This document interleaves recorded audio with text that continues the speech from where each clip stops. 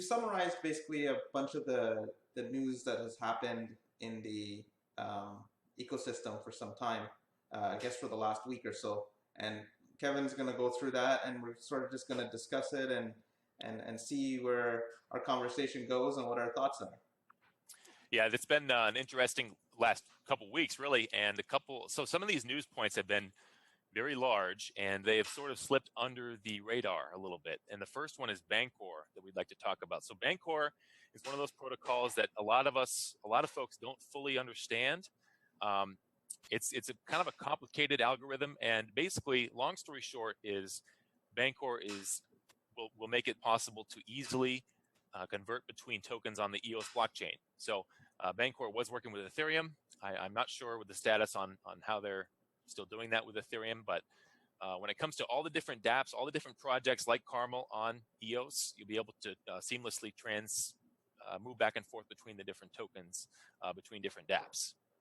Blue Jays, I'm curious about your thoughts on Bancor. Tell me more about your knowledge on Bancor. Well, so Bancor is just one of those applications that have been early to the game, and like you said, it was on Ethereum, and I think it's been out for over a year, and it has all of these different dApps on it, or tokens on there. So what I think Bancor brings is basically a link to existing projects who've been out there and who've been trying stuff on Ethereum, and is trying to find something that's better for them.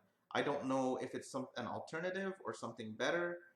It's really up to the Bancor community to explain that. But is it a big deal for EOS? I think it's a huge deal. Bancor is a mature product. It's got some very cool market making algorithms, and how to transfer one token to another. And when you do that, there's all sorts of financial, legal things that you have to be concerned about. How many do you hold how many do you hold? How many do you deposit? How many withdrawals? You have to do all those balance sheet stuff at the back. And Bancor is just one of those projects that has been very integrated with a lot of other projects. So for them to be coming to EOS, I think is a big deal. Yeah, and I just shared a link in the chat for the news release when Bancor came out. There's a couple quotes from Dan in there. They did misspell his name, but that's okay. They got the general idea. And Dan just describes it, the Bancor protocol. It's an elegant solution for liquidity. And basically that's the big thing, is it raises liquidity by providing market makers. I won't read his whole quote because a lot of it is a lot of big words, of course. It's usual Dan style. He's not providing any analogies in this quote, but auditable smart contracts is another thing. So obviously, and just like most things in blockchain, anyone can go in and audit the code and make sure it looks good and make sure there's no kind of shady business.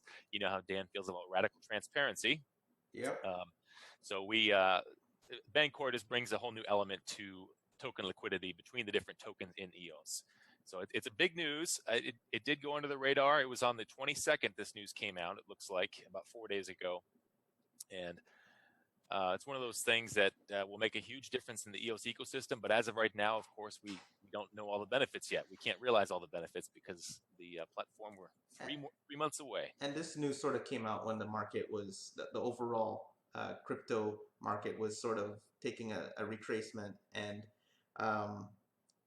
from a fundamental point of view, it's still a very strategic partnership, I think, for the EOS community, and as well as lending a lot of credibility to what EOS is doing, even pre-launch, for projects to start coming over pre-launch. It says a lot. And I think I don't know what you think about that, Kevin. Is that normal for other projects to create on a pre-launch project? So that, I guess, to answer your question, sort of brings us into the next section of the news that we're going to talk about, which is EOSfinex. Bitfinex has declared that they are building their decentralized exchange on EOS. They do have Ffinex right now, which is the Ethereum version. It hasn't really taken off. As Brendan Bloomer likes to talk about, there are a lot of companies out there who have tried to build something on current blockchain platforms, and They'll build it, and then they'll end up having to sit and wait to actually deploy it because it doesn't work or it's too expensive because of all the fees, whatever the case is. So EOSfinex was one of those examples where we're seeing a company that is determined to make some changes in the world with blockchain, and they're just looking for whatever platform they can find that will do the job. So it is a vote of confidence for EOS, of course. We'll share the link to the announcement here in the chat, but long story short, a lot of you know about this. Of course, Bitfinex, the largest exchange in the world, so they're going to bring that network effect over to EOSfinex. And like you said, yeah. Kevin, it's a working product already. They're looking to get better by having a blockchain backend, and they have Etfinex out there, and for some reason they're now launching EOSfinex. So that says a lot. I mean, having a decentralized exchange on the blockchain is something like BitShares, right? Yeah, well, that's the idea. So currently with centralized exchanges, and a lot of you know this, but we'll talk to everybody in EOS Radio. So this, and by the way, going back, this show is about connecting the community, and we want to make sure that we're accessible to everybody. So we will do some parts education. We may even include a segment in the future that involves asking questions, someone who's getting involved with EOS. I think it's easy for us to forget how steep the learning curve is for EOS. So occasionally we'll go back and explain things, but that hopefully it'll help all of us learn. And Blue Jays and I, we're still learning ourselves a lot of things. So is Dan at this point, I'm sure. All of us are. So EOS, basically a decentralized exchange, will allow you to trade your funds directly from your own wallet. So you will not have to send all of your money over to some centralized company, which could get hacked, as we've seen, or they could lose your funds or possibly even steal your funds if it comes down to it. So with a decentralized exchange, BitShares is an example of that. They don't have the network effects. They don't have the liquidity, so it's very hard to trade on BitShares right now. I shouldn't say hard. It's just the market. You need more liquidity from more people buying and selling in the market. And Bitfinex certainly has that network effect. They can bring that to the EOS. BitShares definitely shows that the technology is proven. And yeah, and a lot of the questions, so everybody's asking about BitShares too. Like, will BitShares go over to EOS? And the answer is, how do we know, right? BitShares is decentralized. So Stan Larimer is Dan's dad. Stan has said a few times that he would like to see BitShares go over. And he's almost even said BitShares is going over. However, we have to remember that Stan does not have that power. He is the godfather of BitShares, but he doesn't have the ability to just make decisions for a decentralized entity. So as far as I know, they need to vote on it. I don't know the full process for how they would make that decision. I'm an EOS fan, so long story short is BitShares would probably benefit from coming over as well. Will they be able to compete with EOSfinex? I mean, that's a tough question to answer. You just brought up a huge point too about making a decision. EOS is going to have governance, and we're going to have a way to make decisions. That's what Thomas Cox from block.one and a lot of the other people on Telegram are talking about every day, is how we can make this make decisions and arbitrate and also resolve disputes. And this is going to be a huge deal for EOS above something like BTS, BitShares, where, like you said, if you're trying to make a decision, or maybe they haven't, or gathering the votes to be able to make a decision. So that's something that's going to be very transparent within EOS, and also configurable down to the DApp level as well with governance. Yes, and when it comes to governance fans, we have the sit-down interview with Thomas Cox is coming up here. We're going to play it for you.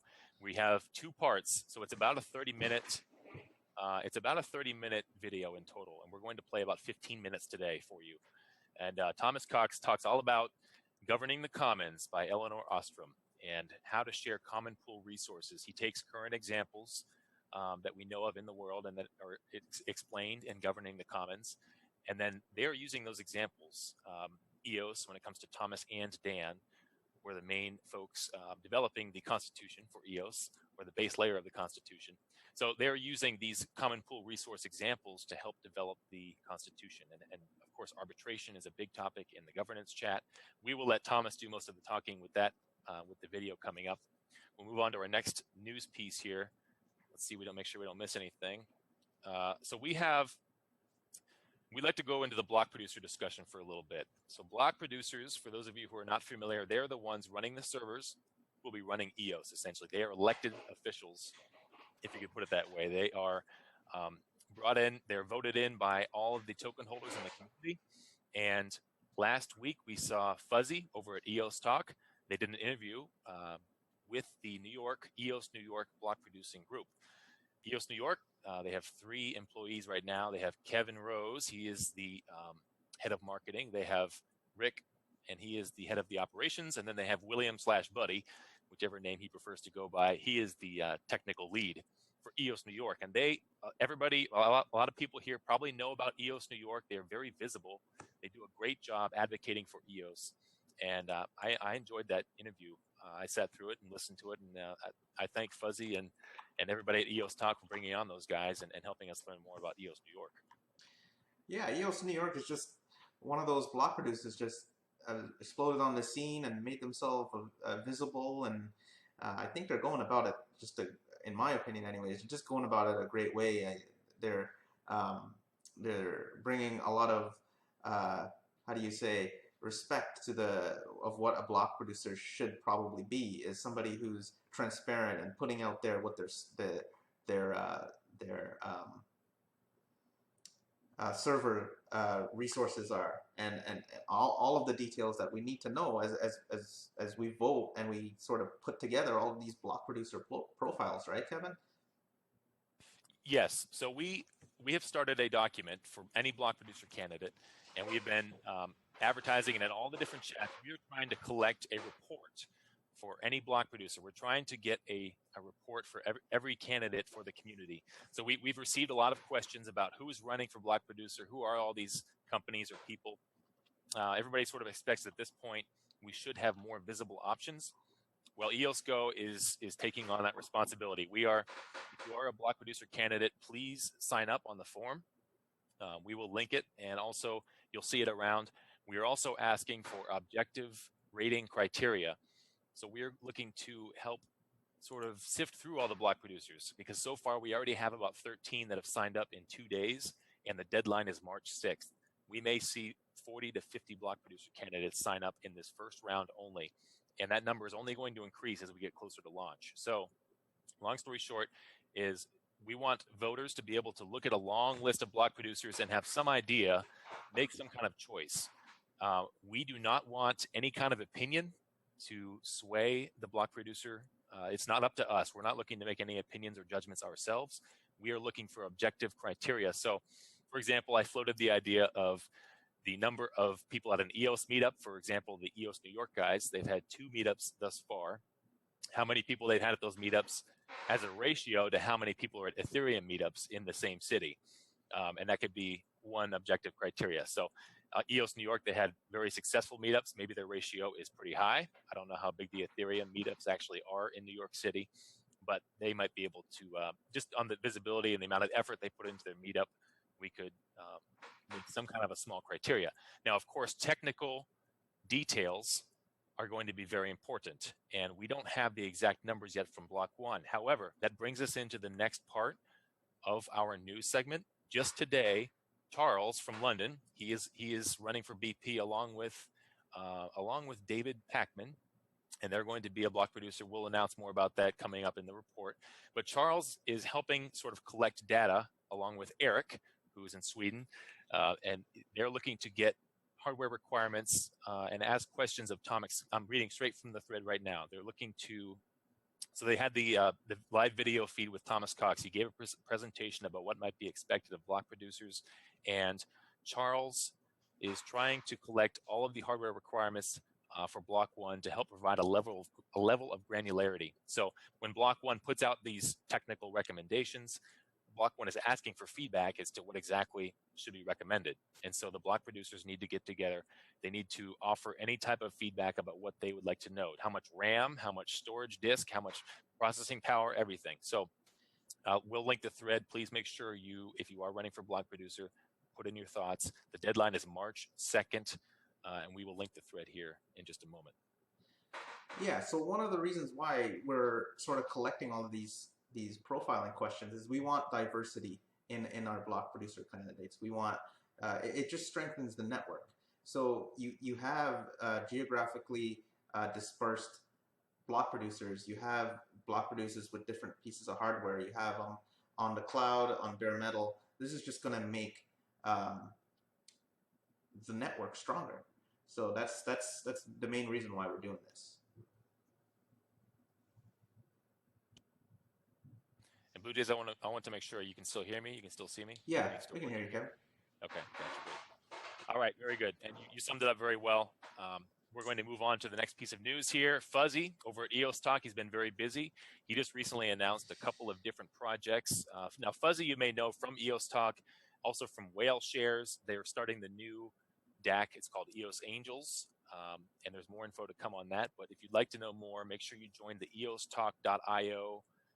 They have a forums are over there, and also they have a Telegram chat. It's the EOS Talk Telegram chat. So one of the projects that Fuzzy announced today is called Project Milkbox, I'm saying. Do you know more about this, Blue Jays? That sounds about right. I believe that the concept is about milk, being on a milk carton. Like back in the day, we used to have, I don't know if they still do it, but we had missing children on there. And that's the whole concept behind Fuzzy's DApp. Yeah, he's looking to utilize blockchain to help track down children who have gone missing for any number of reasons. And there, of course, are some terrible things in the world as to why children go missing. Fuzzy has a lot of great ideas, and he's very passionate about the project. And if you would like to help, it is an open project, and he is looking for anyone who would like to jump in. Whether you are an accountant, you're a marketer, you're a developer, whatever the case is, I'm sure there's some way you could help. So go over to the EOS Talk channel and meet up with those guys. And that brings me over to meetups themselves. So EOS meetups, always ongoing. There are a couple big ones coming up. There's one in Hong Kong. I'll need to get the date on that.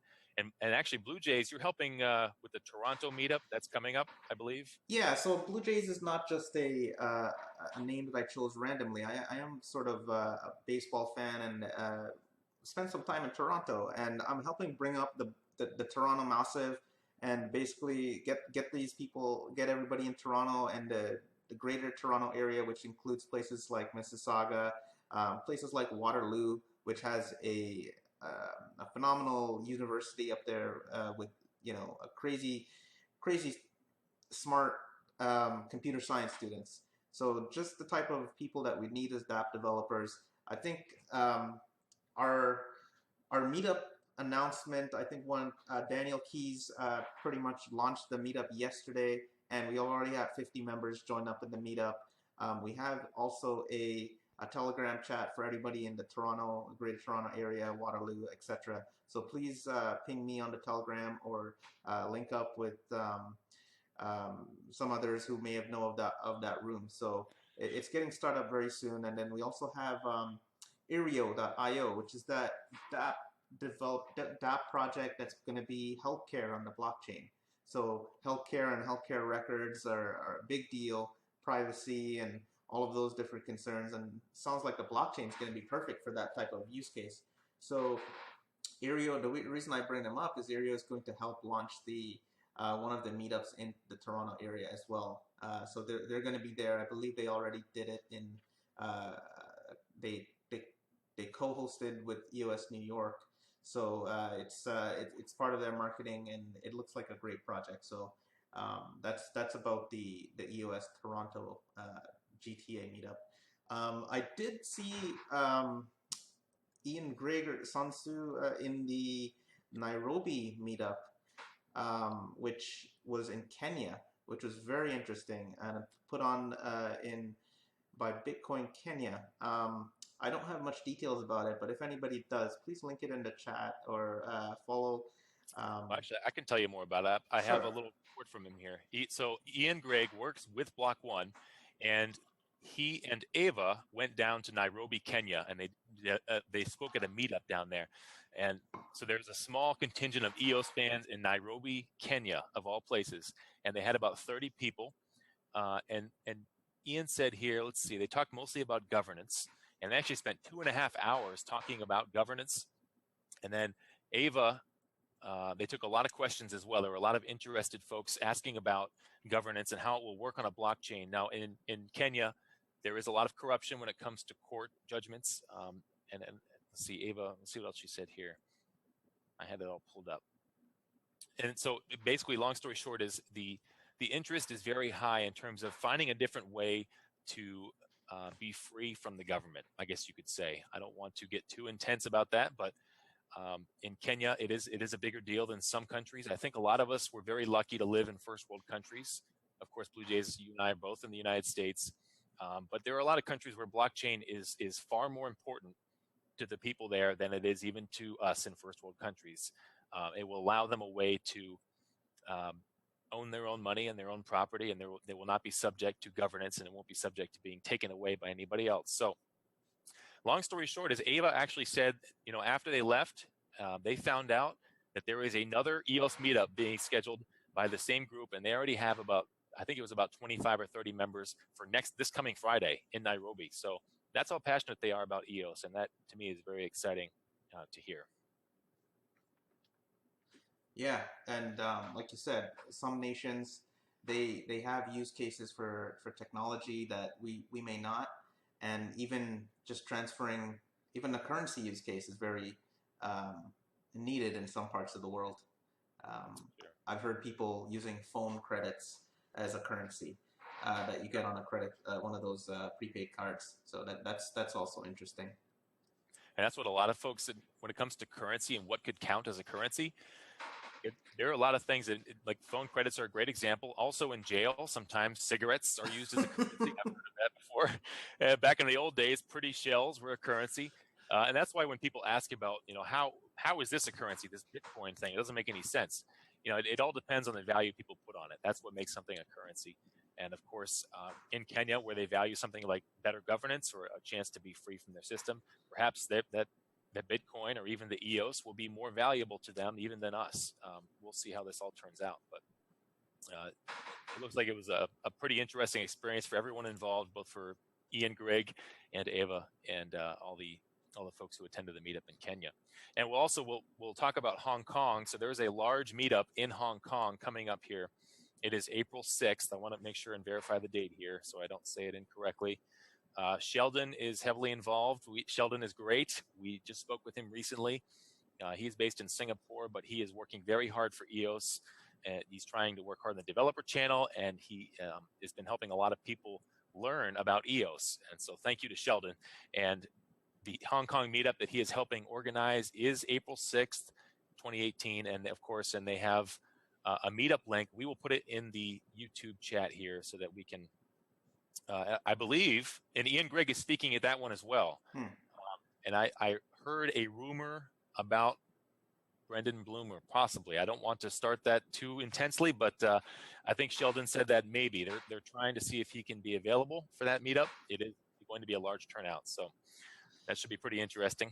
We'll see if there's some kind of big announcement coming up. Oh, that's interesting.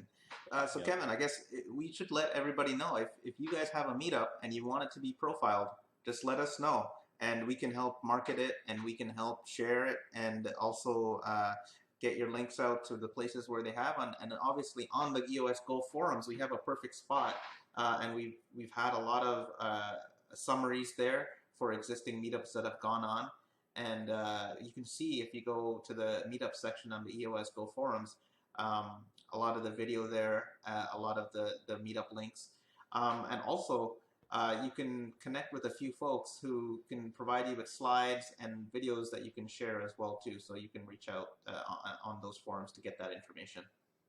And you can contact block.one as well. And if they have someone available to come speak at your meetup, they will hopefully offer someone. Of course, the block.one speakers are becoming more and more.